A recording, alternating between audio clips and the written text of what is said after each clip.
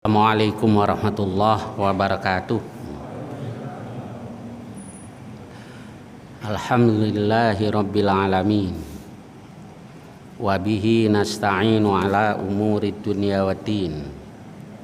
Assalatu wassalamu ala asyrafil anbiya wal mursalin Nabiyina Muhammadi wa ala alihi wa sahbihi ajma'in. Amma ba'd.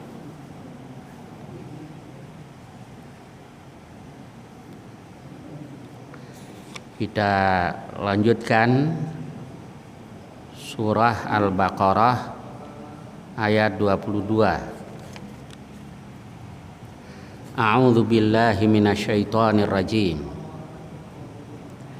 Alladzi ja'ala lakumul arda firasyan. Alladzi ja'ala, yaitu Allah yang menjadikan, yakni khalaqa, lakum, untuk kamu, al-arda, bumi ini, sebagai yang menjadikan bumi sebagai firasyan, hamparan. Halun, jadi kedudukan firasyan ini adalah hal, yakni bisaton, hamparan. Yuftarashu, la ghayata fis salabah, tidak ada batasnya dalam hal kerasnya, maksudnya keras yang tiada tara lah gitu. Awil luyunah, atau dalam hal lembeknya. Fala yumkinul istiqraru 'alaiha, maka tidak mungkin tinggal di atasnya. Wassamaa, dan langit, binaan, sebagai bangunan, yakni saqfan, atap. Wa anzala minas sama, dan dia turunkan dari langit ma'an, air, yakni hujan. Fa akhraja bihi, maka lalu dia keluarkan karenanya atau dengannya apa yang Allah tumbuhkan atau keluarkan. Ats-tsamarat, yakni min anwa'its tsamarat, dari berbagai jenis buah-buahan. Rizqal lakum, sebagai rizki untuk kamu, yakni ta'kulunahu, yang kamu memakannya, wa ta'lafuna bihi dawabakum, dan kamu memberikan makan dengannya kepada binatang-binatang ternak kamu. Fala taj'alu lillahi andadan, maka janganlah kamu menjadikan bagi Allah sekutu-sekutu, yakni syuraka'a fil ibadah. Jangan kamu jadikan sekutu bagi Allah dalam hal beribadah. Wa antum ta'lamun, padahal kamu tahu, yakni annahul khaliqu, bahwa dia, yakni Allah, adalah al-khaliqu, pencipta. Wala yakhluquna, sedangkan anda dan sekutu-sekutu itu tidak menciptakan. Wala yakunu ilahan illa may yakhluq, sementara tidak menjadi ilah, ma'bud, Tuhan yang disembah, illa may yakhluqu, kecuali yang menciptakan. Baik, kita lihat lagi dari awal. Alladzi ja'ala lakumul arda firasyan, yaitu Allah yang telah menjadikan bumi sebagai hamparan untuk kamu. Ini fungsinya. Di fungsi bumi itu sebagai firasyan, hamparan. Lalu kok ada beberapa yang mengatakan bahwa berdasarkan ayat-ayat seperti ini bahwa bumi itu datar. Gimana nih? Begini, menurut hemat saya, kalau ayat-ayat yang berkenaan dengan ilmu pengetahuan itu kita jangan egois dan jangan juga menutup diri. Setiap orang itu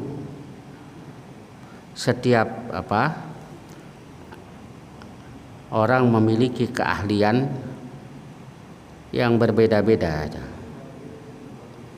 dan perlu duduk bareng. Maaf ya, ngomong agak susah. Perlu duduk bareng. Yang ulamanya juga jangan egois. Si para ahli di bidang yang lain ini juga jangan egois. Duduk bareng tuh. Saya contohkan. Ada ayat-ayat yang berkenaan dengan ilmu pengetahuan. Itu tafsiran para sahabat dan sekarang beda. Ya karena itu berkaitan dengan sains dan itu sesuai dengan perkembangan kemampuan manusia untuk mencapai itu. Saya contohkan ayat yang awalam yaral ladzina kafaru. Tidakkah orang-orang kafir melihat annas samawat, bahwa langit di situ menggunakan bentuk jamak plural, yaitu as-samawat. Karena menggunakan bentuk jamak berarti ya sab'a samawatin tibaqa, 7 langit yang berlapis. Juga benda-benda langit, bintang-bintang dan lain-lainnya, itu rotqon. Gimana ahli ulama mengartikan rotqon? Kalau Ibnu Abbas katakan rotqon itu tandus, keras. Maka beliau mengartikan langit tandus lalu dibelah oleh Allah, yakni menurunkan hujan.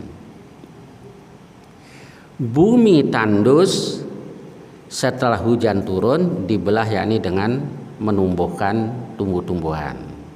Ya namanya tafsiran. Kalau tafsiran itu bisa salah, bisa benar. Tapi kalau ayat Al-Quran absolut, mutlak benar.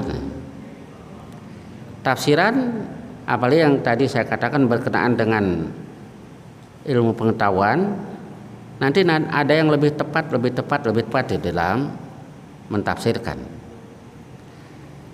Lalu bagaimana dengan ulama-ulama di belakang hari?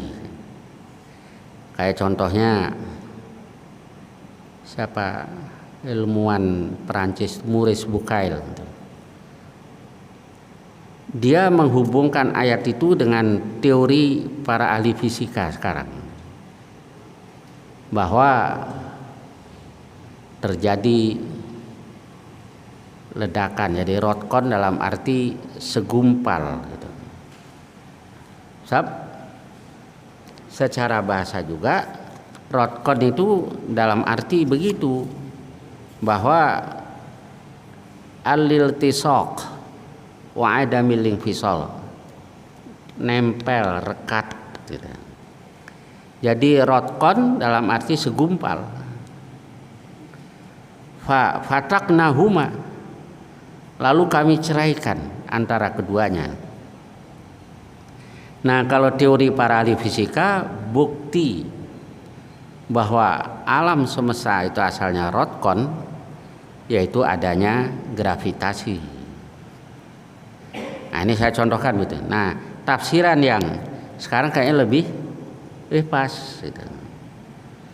Tapi lagi-lagi teori itu ya bisa benar bisa salah, itu masih relatif, masih nisbi lah kebenarannya, kecuali yang sudah teruji berkali-kali itu.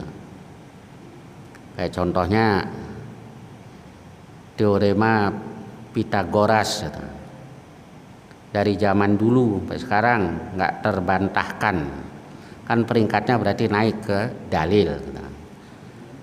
Nah, kemudian dalil Archimedes tuh, dari zaman Yunani dulu sampai sekarang nggak terbantahkan. Kalau teori real ya lihat aja dulu nanti itu. Nah, saya ingat ini tahun berapa ya, 81 apa 82 itu saya lupa. Waktu Kementerian Agama itu yang mengadakan ini, jadi kami dari dai-dai Robitoh itu dipanggil lagi, kemudian dikasih pembekalan lagi lah. Itu waktu itu Direktur Penerangan Islam masih Pak Effendi Zarkasi, ingat saya. Lalu salah satu pemateri itu memberikan materi tentang sosiologi dan dakwah. Ada di antara peserta itu bertanya, kenapa dari awal tadi Bapak tidak menyitir ayat Al-Quran berkenaan dengan teori sosiologi yang Bapak sampaikan itu. Waktu itu sebagai anak muda saya agak kaget juga. Dia katakan Quran itu mutlak kebenarannya, sedangkan tafsiran itu bisa benar bisa salah, dan teori itu juga bisa benar bisa salah, masih sangat relatif.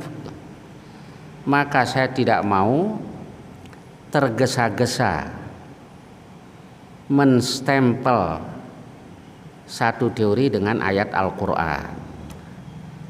Nah, sebagai anak muda saya kaget juga lah.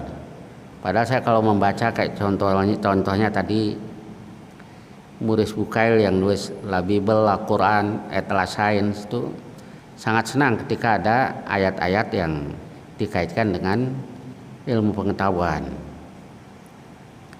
Tapi lama-lama saya pikirkan juga, ya benar juga, kecuali teori yang sudah sekian lama teruji, ya pantas saya sampel dengan ayat Al-Quran. Kalau yang masih sangat nisbi, sangat relatif, ya jangan buru-buru lah. Kalau ayatnya pasti benar, teorinya tadi belum tentu benar. Baik, ya begitu mestinya kita tidak terburu-buru. Oke, nanti banyak lagi ayat-ayat Al-Quran yang para ahli tafsir mentafsirkannya sesuai dengan perkembangan ilmu pengetahuan. Nah, oke, sekarang kalau ayat yang Ibnu Abbas artikan seperti itu, lalu para ahli tafsir sekarang hubungkan dengan teori tadi, ya mungkin benar, kayaknya lebih pas. Sekarang berkenaan dengan bumi datar apa bulat. Andai saja ulama-ulama tadi mau duduk bareng dengan ilmuwan-ilmuwan, atau ilmuwan-ilmuwan itu mau duduk dengan para ulama, itu kan akan lebih baik, sehingga tidak masing-masing ngotot dengan ininya itu. Nah, itu saya kira sangat penting lah dalam hal-hal seperti ini. Ini yang ada kan masing-masing ini begini ya. Kayak ya Allah kadang, dan kita itu semuanya punya spesialisasi lah, nggak mungkin lah kita ahli benar dalam semua bidang, itu kan jarang ada orang yang ahli dalam beberapa bidang. Nah, itu ulama-ulama dulu kayak begitu. Nah, sekarang jarang lah.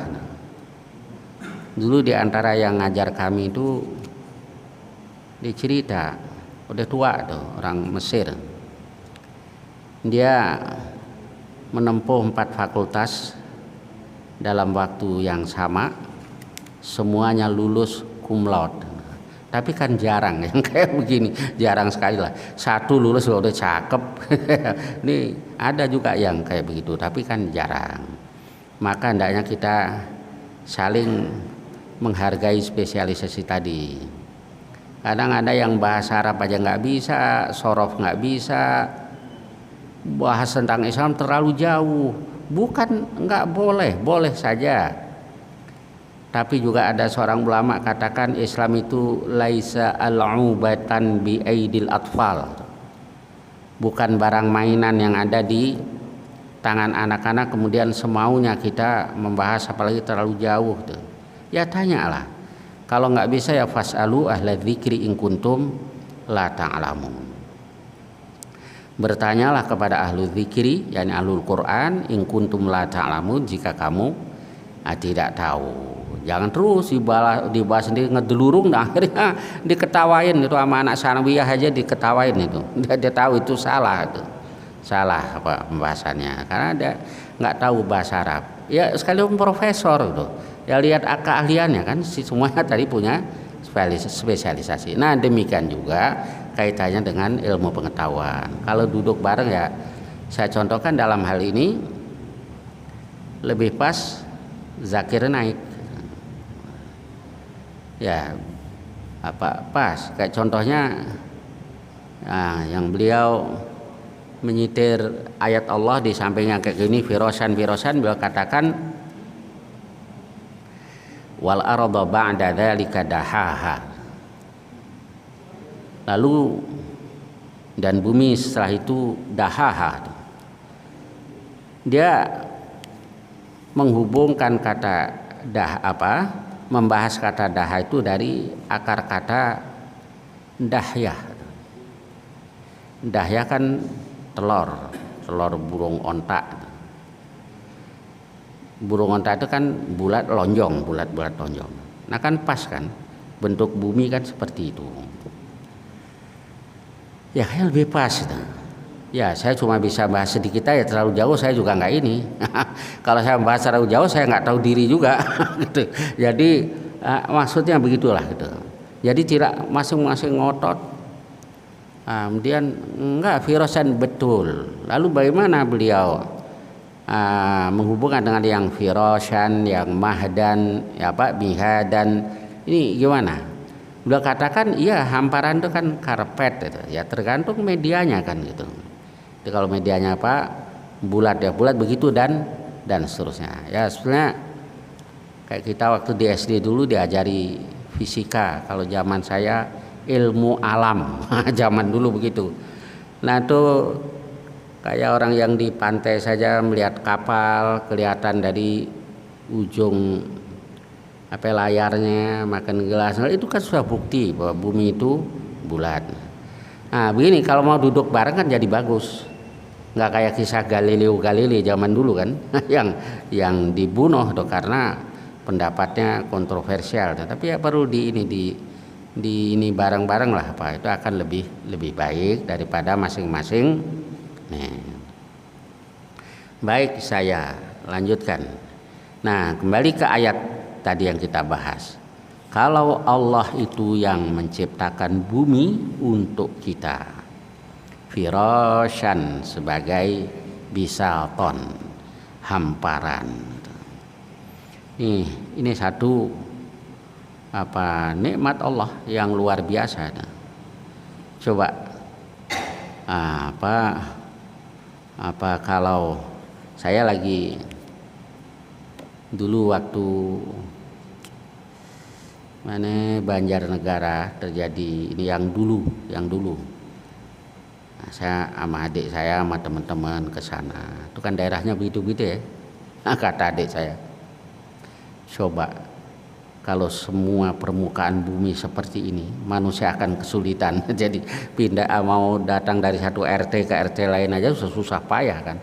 Alhamdulillah ada tempat-tempat yang kayak ini, kayak yang kita huni sehingga orang mudah untuk berkomunikasi dan seterusnya lah. Ini kan nikmat Allah yang menciptakan Allah. Kalau kita sadar itu ya jangan mempersekutukan Allah. Fala taj'alu lillahi andadan. Maka janganlah kamu menjadikan sekutu-sekutu bagi Allah wa antum ta'lamun. Padahal kamu tahu, yakni tahu yang menciptakan adalah Allah.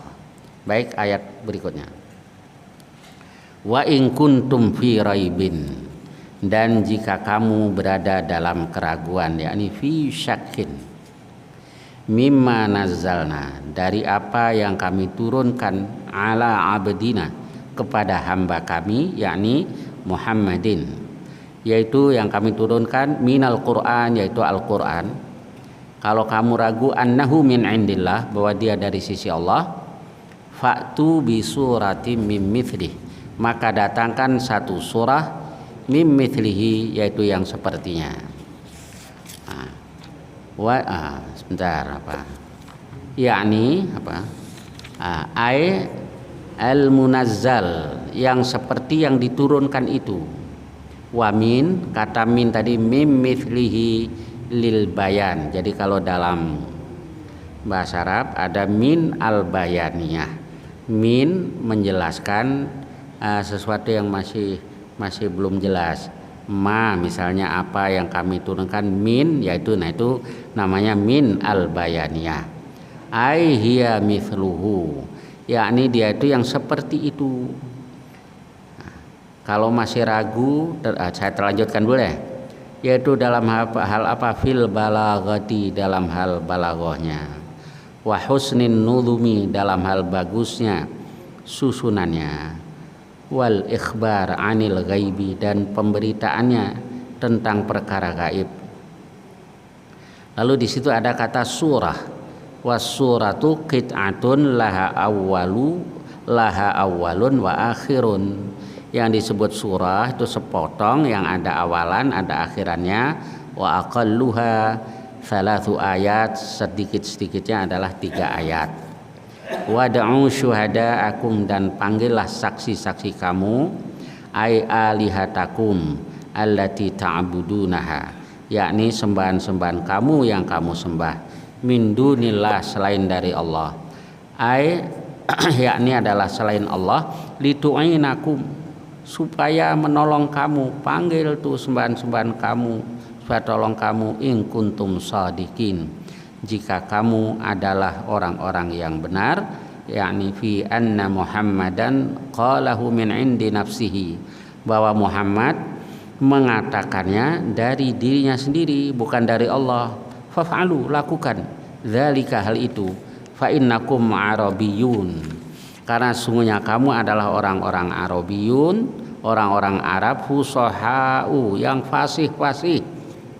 Nah, maka yang lakukan hal itu, yang mithlahu, yang seperti itu. Walamma ajazu an dzalika, tatkala mereka tidak mampu lakukan hal itu, maka qala ta'ala, Allah Ta'ala berfirman, fa illam taf'alu, maka jika kamu tidak lakukan, yakni tidak lakukan ma dzukira, apa yang telah disebutkan itu, li ajzikum, karena kelemahan ketidakmampuan kamu, walan taf'alu, dan kamu tidak akan bisa, dzalika, hal itu, abadan, selamanya, li zuhuri i'jazihi, karena terlihat kelemahannya. Ini jumlah ini adalah i'tirad, kata tadi ada i'tirad, yakni kalimat sisipan. Fattaku, maka berjaga dirimu, yakni bagaimana menjaga diri, bil imani billah, dengan cara beriman kepada Allah. Wa annahu laisa min kalamil bashar, dan bahwa itu bukan dari perkataan manusia. Jagalah dirimu dari an-nara, neraka, allati waquduhan nasu, yang bahan bakarnya adalah manusia, yakni al-kuffar, manusia yang kafir, wal hijaratu, dan bebatuan. Ka'asnamihim, seperti berhala-berhala mereka, patung-patung mereka, minha, yakni annaha yakni bahwa dia itu mufritatul hararah, sangat panas itu. Tuttaqadu bima dzukira, yang dinyalakan dengan hal yang telah disebutkan itu. La kanarid dunya, tidak seperti api dunia, yang tuttaqadu bil hatabi, yang dinyalakan dengan kayu bakar, wa nahwihi, dan yang seumpama. Uiddat, yakni huyyiat, disediakan, lil kafirina, buat orang-orang kafir, yakni yu'adzabuna biha, mereka disiksa dengannya. Baik, lalu uiddat lil kafirin itu adalah jumlatun musta'nafatun aw halun lazimatun, yakni kalimat baru atau sebagai hal. Itu nahunya ya, dalam nahu itu nanti ada hal itu yang menerangkan fa'il atau maf'ul, itu hal. Baik, kita lihat lagi dari awal. Wa in kuntum fi raibin, dan jika kamu berada dalam keraguan, mimma nazzalna ala abdina, terhadap apa yang kami turunkan kepada hamba kami, yakni Muhammad. Sampai sini dulu, bahwa kapan di Quran Allah menyebut Rasul dengan sebutan hamba. Itu diantaranya di surah Al-Isra, subhanalladzi asra bi'abdihi lailan, dan seterusnya. Maha suci Allah yang telah mengisrakan, menjalankan hambanya lailan, di malam hari. Lalu yang kedua ini wa in kuntum fi raibim mimma nazzalna ala abdina, dan jika kamu di dalam keraguan terhadap apa yang kami turunkan kepada hamba kami. Allah menyebut Rasul dengan sebutan hamba tadi, hamba kami atau hambanya, itu dalam makom-makom yang sangat mulia. Nah, yang di Al-Isra kaitannya dengan Allah menjalankan, mengisrakan, maka disebut dengan kata subhanalladzi asra bi'abdihi. Yang kedua nih, itu kaitannya dengan Allah menurunkan Al-Quran. Wa in kuntum fi raibim mimma nazzalna ala abdina, dan jika kamu di dalam keraguan terhadap apa yang kami turunkan kepada hamba kami. Ini berarti kata abdun di situ itu mengandung makna pujian dari Allah.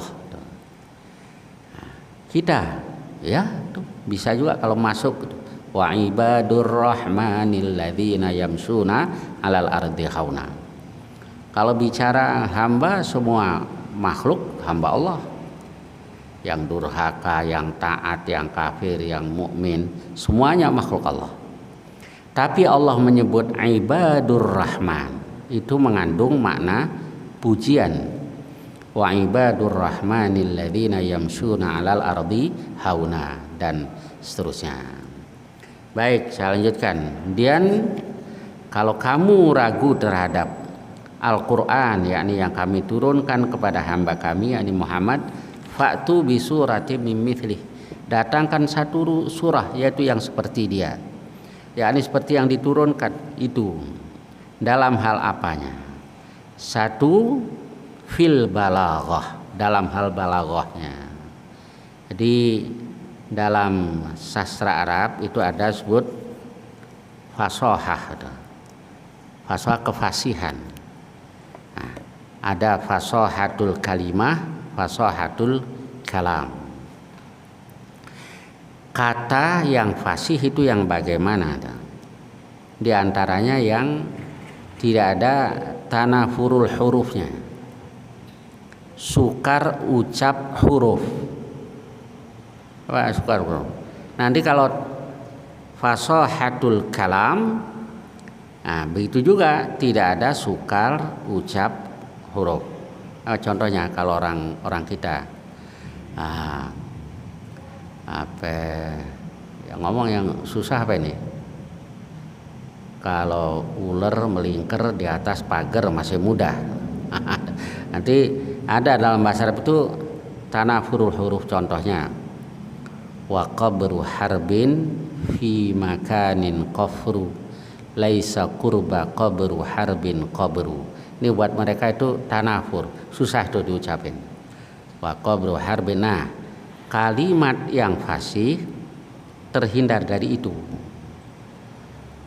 Yang kedua, tidak ada yang ghorobah, yang aneh, yang asing, yang nggak biasa diucap.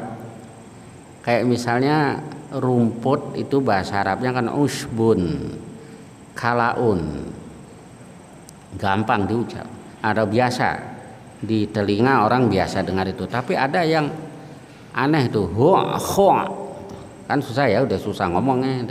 Nah itu tarok tuna koti tara'al ho, itu ada orang Arab Badui katakan begitu.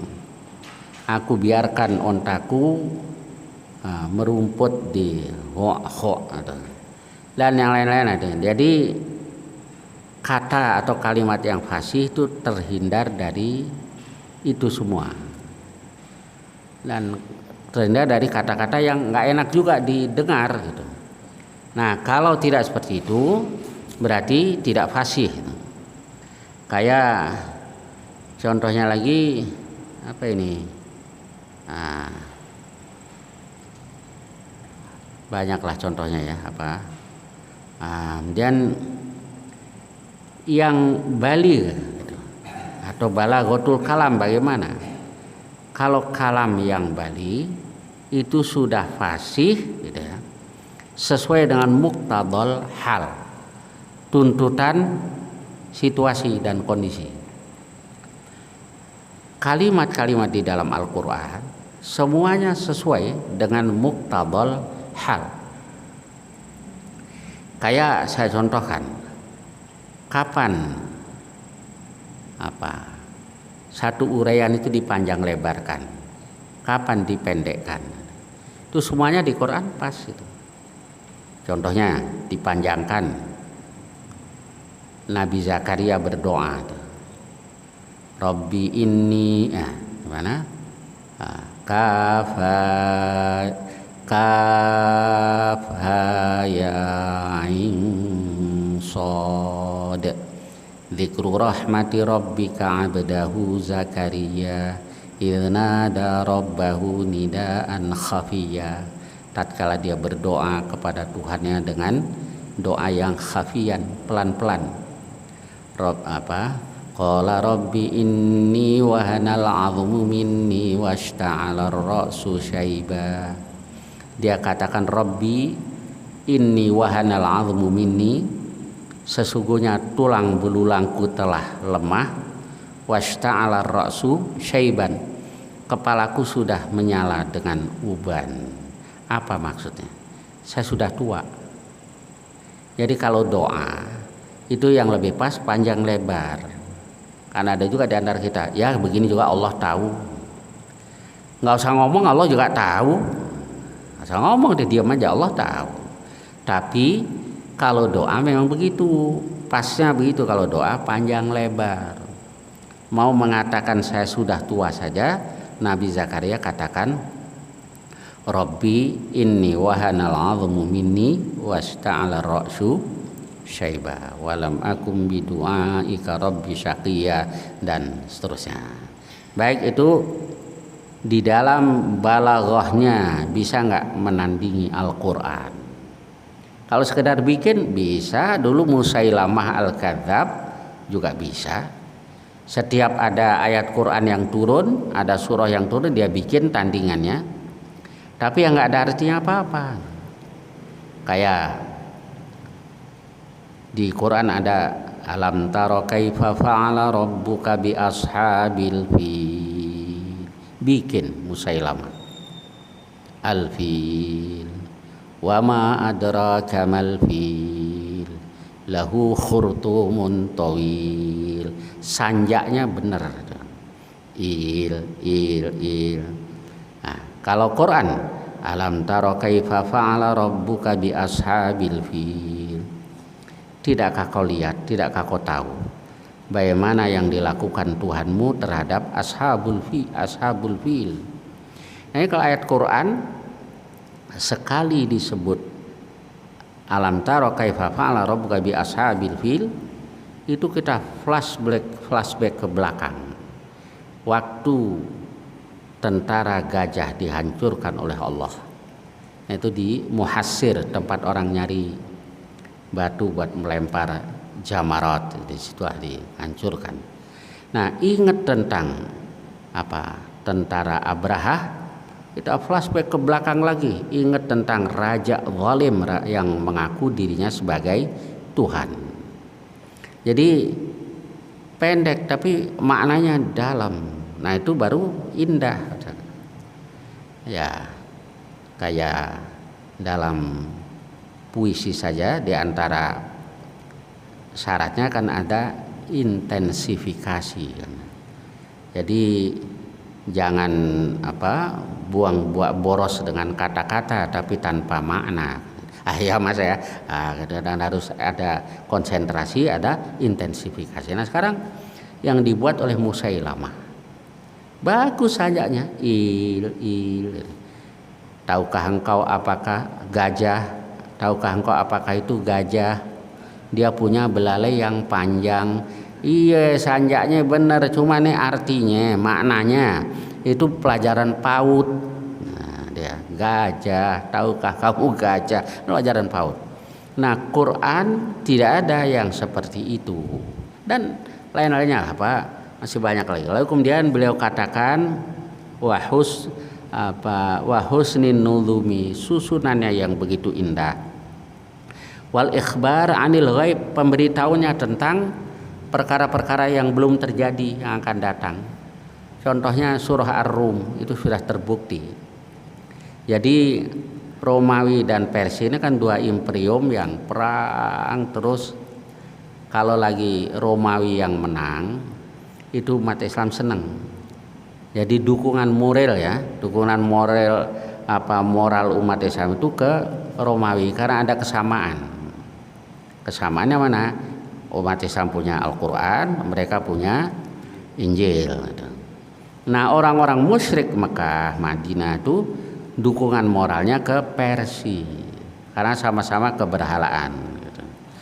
Nah, suatu ketika Romawi kalah, jijingkrakan orang-orang musyrik.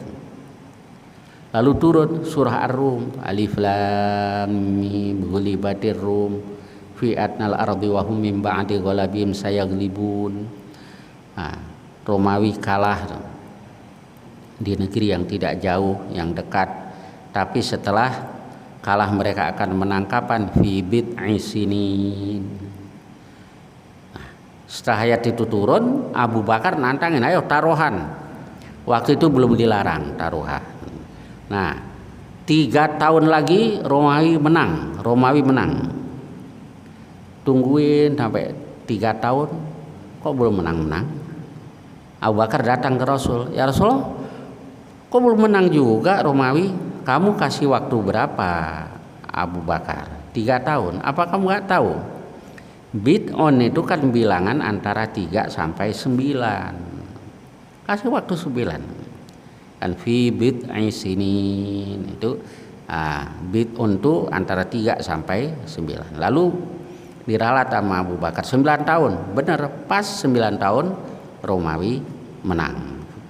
Nah, baik, jadi ini contoh pemberitaan Al-Quran tentang perkara yang belum terjadi dan ternyata terbukti. Nah, selanjutnya begitu. Kalau Quran memberitahukan tentang sorga, neraka, hisab dan seterusnya, itu sudah dikasih bukti di dunia tuh, contohnya itu yang Quran beritakan benar itu terjadi. Baik, kemudian wad'u syuhada'akum, panggillah saksi-saksi kamu, yakni alihatakum, sembahan-sembahan kamu, allati ta'budunaha, yang kamu sembah min dunillah, selain dari Allah. Bisa nggak bikin surah seperti Al-Quran? minta tolong kepada sembahan-sembahan kamu. In kuntum shadiqin, jika kamu adalah orang-orang yang benar, yakni benar fi anna Muhammadan qalahu min indi nafsi, yaitu seperti yang kamu katakan bahwa Muhammad mengatakan Quran itu dari dirinya sendiri, itu bukan dari Allah. Fa'alu, lakukan kalau bisa. Fa'alu dzalika, lakukan hal itu. Fa innakum arabiyyuna fusaha'u, kamu kan orang-orang Arab yang fasih-fasih. Orang-orang Arab kan terkenal dengan sastranya itu. Bikin yang seperti itu. Baik, sampai sini dulu, sampai ayat berapa ini? Nanti insyaallah kita lanjutkan fa illam taf'alu. Baik, barangkali ada pertanyaan-pertanyaan berkenaan dengan ayat tadi atau lainnya yang saya bisa silakan, tafadholu. Ya. Ya. Ya, silakan.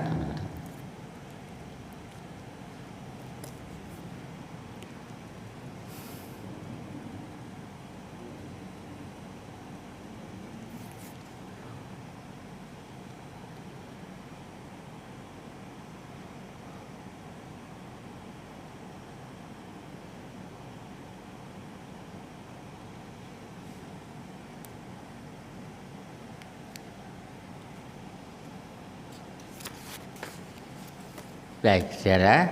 Kalau tidak ada saya lanjutkan sedikit. A'udzubillahi minasyaitonirrajim. Fa illam taf'alu wa lan taf'alu. Kalau kamu tidak bisa lakukan karena kamu tidak mampu, walan taf'alu, dan kamu tidak akan bisa lakukan, ya berimanlah itu. Fattaqun naral lati waquduhan nas wal hijarah uiddat lil kafirin. Jaga dirimu dari neraka yang bahan bakarnya adalah manusia dan bebatuan. Manusia yang mana ini? Manusia orang-orang kafir gitu. Dan bebatuan yakni berhala-berhala mereka itu uiddat lil kafirin, disediakan buat orang-orang kafir, yakni mereka diazab dengannya di dalam neraka. Baik, sampai sini. Kalau tidak ada pertanyaan, ada? Fadhol, silakan. Ya. Ya.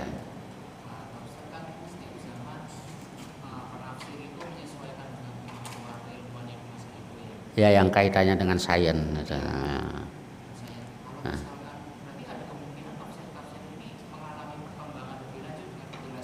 Oh ya, betul.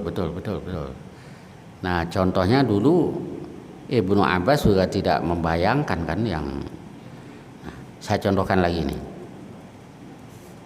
Lanjutan ayat tadi, awalam yaral ladzina kafaru annas samawati wal ardu kanata ratqan wa ja'alna minal ma'i kulla syai'in hayy, dan kami jadikan dari air segala sesuatu yang hidup.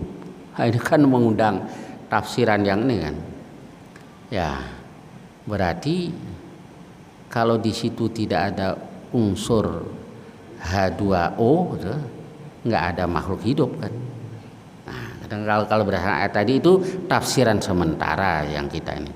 Wa ja'alna minal ma'i kulla syai'in hayyin, kecuali makhluk yang gaib kayak malaikat, jin dan seterusnya. Kalau makhluk yang di alam syahadah ini bisa nggak kira-kira hidup di satu planet yang di situ tidak ada unsur airnya, nggak ada unsur H2O-nya? Ya, kalau berdasarkan ayat tadi nggak bisa, kecuali makhluk yang gaib.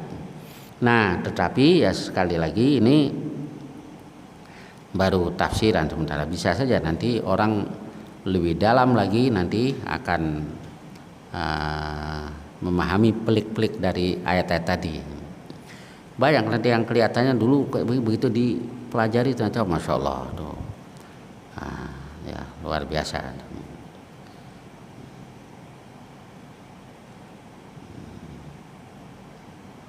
Ya, contohnya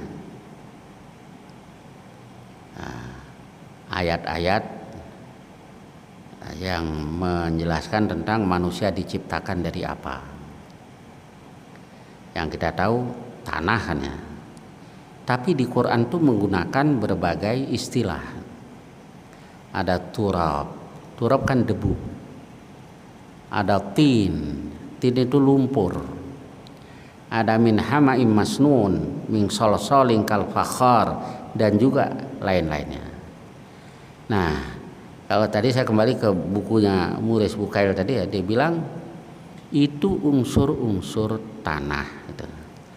Dan ternyata di tubuh manusia ada semua unsur-unsur tanah tadi, kayak emasnya, ininya kan semuanya ada. Nah, itu menunjukkan dengan jelas bahwa manusia diciptakan dari tanah. Dan masih banyak lagi lah contoh-contoh yang lain yang berkaitan dengan ilmu hutan tadi. Baik, saya kira sampai sini ya. Mudah-mudahan banyak manfaatnya. Wassalamualaikum warahmatullahi wabarakatuh.